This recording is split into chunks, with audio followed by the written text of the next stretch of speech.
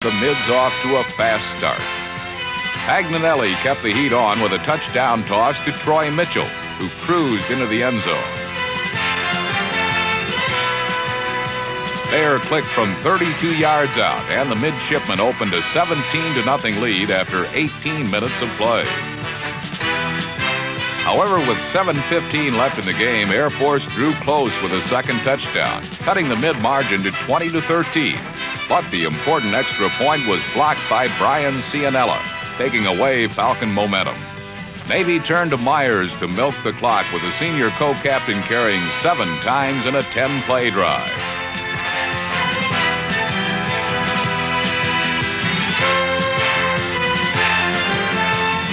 That was climaxed by a 32-yard field goal from Thayer.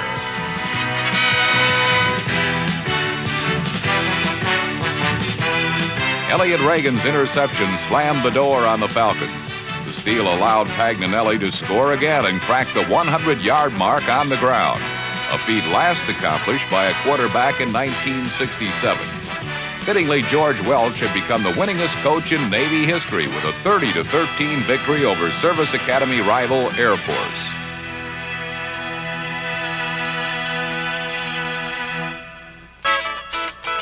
Still seeking its first road win in '81, Navy sailed to the Northeast for an encounter with the Eagles of Boston College.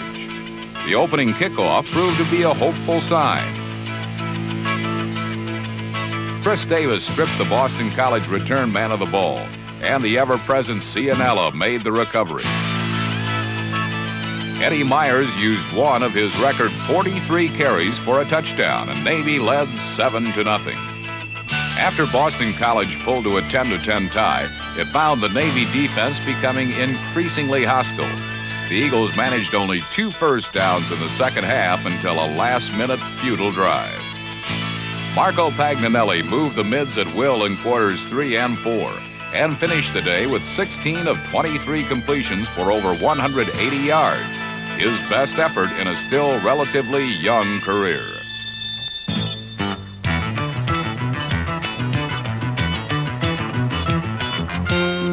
But the true star of the game was place kicker Steve Thayer. His record 4 field goals were enough to single-footedly break up any tea party, as Navy won 25-10. The Navy defense was ready when William and Mary visited Annapolis for homecoming. The Mids yielded only 60 yards rushing and forced 5 turnovers, including 2 interceptions by Jeff Shoemake and 1 by tackle Mike Crum.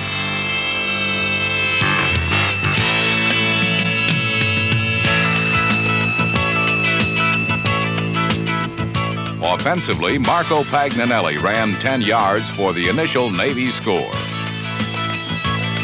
And tailback Eddie Myers took off for a 70-yard touchdown trip in the second quarter.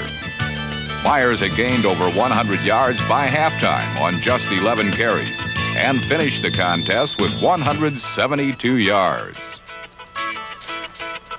Fullback Tim Jackson completed the first half scoring from 10 yards out, and Navy rolled to a 27-0 shutout.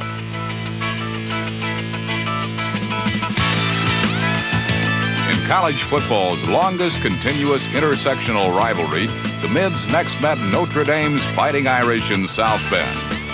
The Navy offense that day was pressured by a fierce Notre Dame rush, and the Mids suffered a 38-0 loss. Co-captains Eddie Myers and Tim Jordan readied their mates for the final home game in 1981 against Syracuse. Seldom used Jeff Bourne started at quarterback because of injury and turned the offense over to Myers, who responded with a classic performance.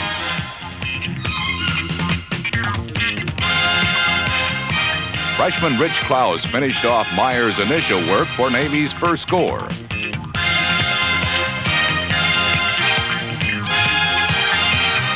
Meanwhile, Jordan led an inspired mid-defense that created 4 orange turnovers and held Joe Morris to a mere 54 yards. But in the end, it was the brilliant Myers.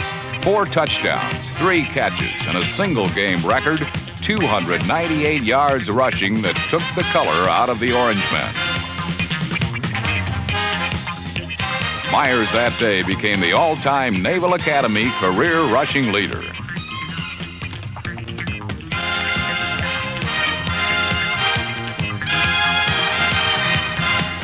With the crowd chanting, Eddie, Eddie, Myers saved the best for last. A 78-yard sprint for the final mid-touchdown in Navy Marine Corps Memorial Stadium for the '81 campaign.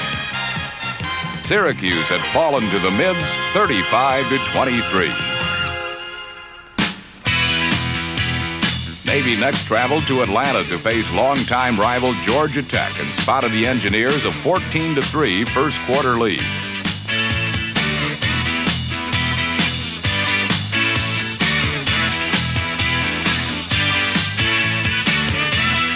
The Mids began a comeback when Pagnanelli unleashed a pass to fullback Tim Jackson, who fought to the one.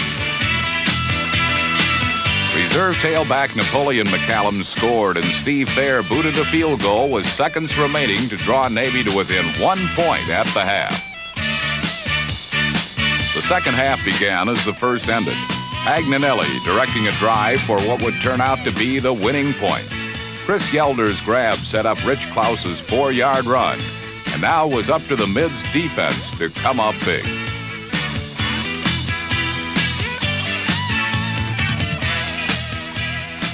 Unyielding to constant pressure, the midshipmen shut down Tech's offense with tenacious plays, allowing only 67 yards in the final 3 quarters.